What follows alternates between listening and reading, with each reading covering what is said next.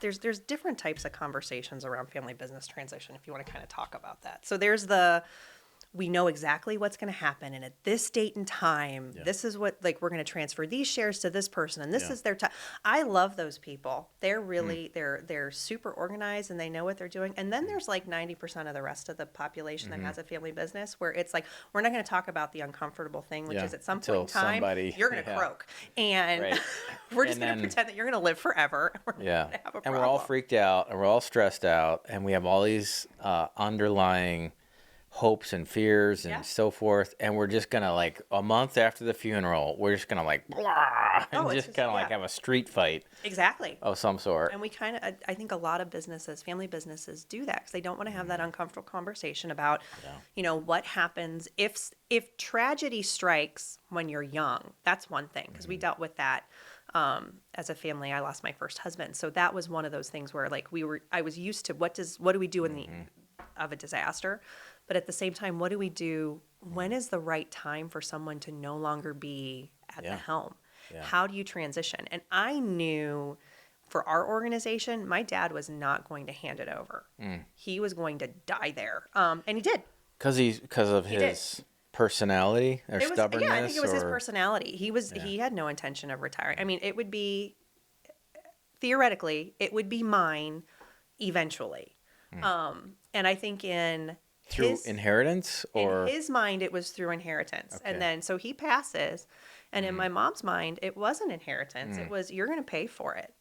So I had worked for a period of time. I thought I was on this path, and then all of a sudden this is what the path looks like, and it's very different. So I mean, I have a lot of empathy when I look at, like, the British monarchy, and I like there's moments where I just feel bad. Like, I feel like there's a lesson for family business management in the royal family if we, like, would just take some time to think about it.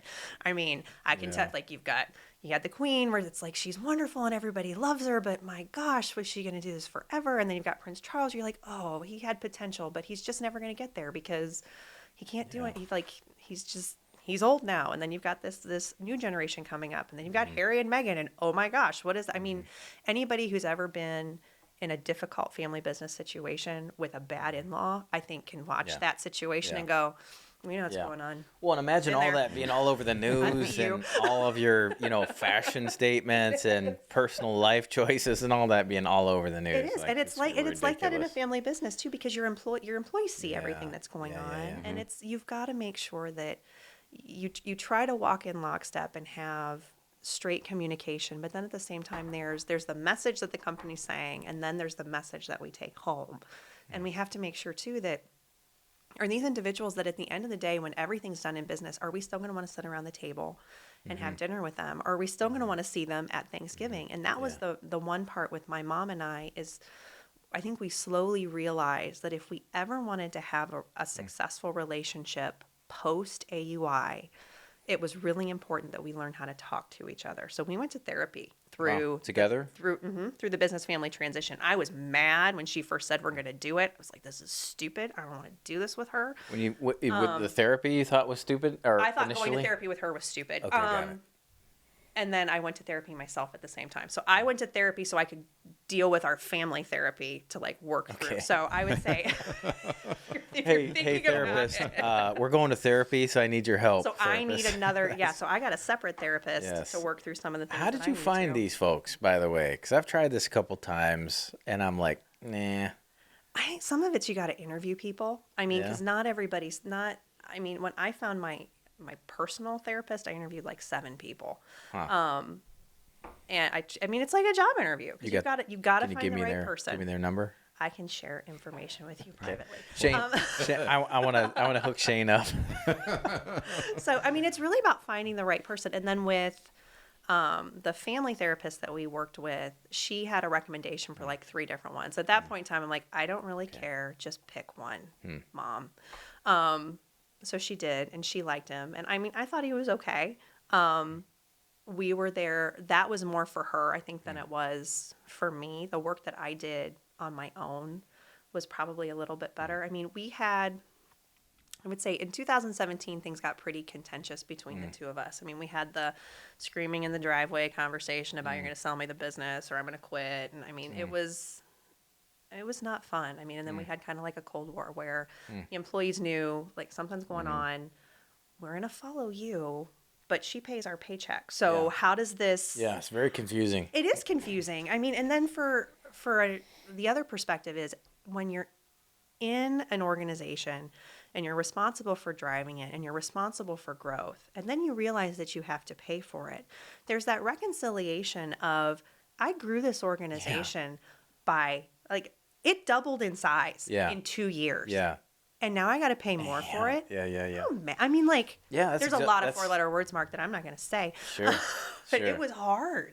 Dang it. Yeah, it was it. It's like, are you? It's a 6-letter word, I think. Yeah, there's a lot of letters. Are you kidding me? So you built the thing that you had to buy. I built it that now I pay for. Yeah. And there's. Or at least you built half of it, or I built half of it. I mean, I didn't start it. Yeah. But I sustained it, and I took it through a very difficult time where financially a lot of organizations folded in the insurance space or they consolidated, and we didn't. We grew, and we took a market that most agencies looked at that was not successful, which was small business under 50 and individual, and we said that is going to be our core focus. We know it's not going to be the most profitable, but we know long term it's the right decision that we need to make. And so we moved in that direction, and then we opened HR at, when I purchased the company outright. So we've added divisions. But I mean, I took it in a different direction. We did $1 million acquisition one year, and it was like, oh, and now you've doubled the price of the organization. I mean, more than double. Yeah, right. Yeah. So that was not fun. That was a tough realization. Did you think about that while you were? I mean, at what point did you say to yourself, "I think I'm going to buy this business. They're not going to give it to me. They're not going to give it to me. I'm going to have to buy it." Yeah. When in that kind of saga did you go, "Oh, this isn't the way I thought it was going to be"? I would say it was probably between 17 and 18. Okay, when I started looking at going to therapy. Close to the end of the. It was close to, well, because remember, my dad passed in 16. So I was under, at some point. Had you not had any conversations about? We talked about this will be yours one day. That was the kind of, this is the transition that we're going in. But again, I didn't believe that he was ever going to leave. I knew he was going to die there. So the question was, how long was he going to be there? And I mean, I was in a different space in my life. I mean, in 16, I got remarried. So there were other things going on. I was more focused on community stuff. So I'm like, I'll build my community presence and the things that I'm doing over here, and then continue to build the organization, and we'll be successful as we continue along this path. I didn't expect him to pass. I mean, I didn't expect him to pass as fast as he did.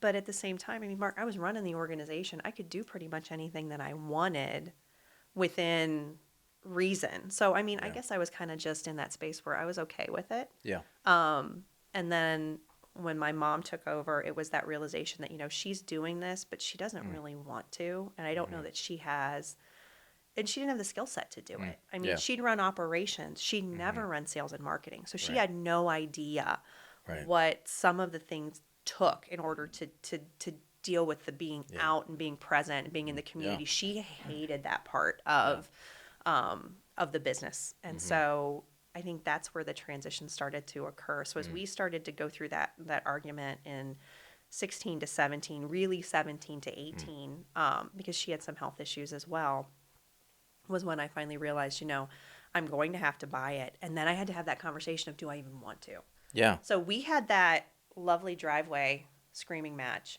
Is this at a holiday, like is this a Thanksgiving thing? This was like the middle of, when was this? This was like the middle of summer. I would say like July, August of 2017 was when that happened. And so I've been married for a year, and we only live like 1.5 miles from each other. So picked the kids up, had our screaming match, drove home. And I just told Steve, who's my husband, I'm like, I can't do this anymore. I don't know what I want to do, but I can't do this. I can't work with her. I can't be near her. I can't, I don't know what and he's like, do you want to find something else to do? He's like, you can do anything that you want. I mean, you have a great career. People know who you are in the community. You could probably work anywhere. You could start something if you really wanted to. And so I went to I found someone that does career mapping. And sat with her. She had helped build my resume a couple of years ago for like an award program that I was applying for. And so we'd worked together on that. And so I said, I'm having a crisis of career. I don't know what's going to happen. Gave her some of the information, and then we kind of walked through that career mapping process of like, to have a job that you would want to be in, these are the things that you need to have. And so as we walked through it, the realization was everything that I really want in a career is in the career I have right now.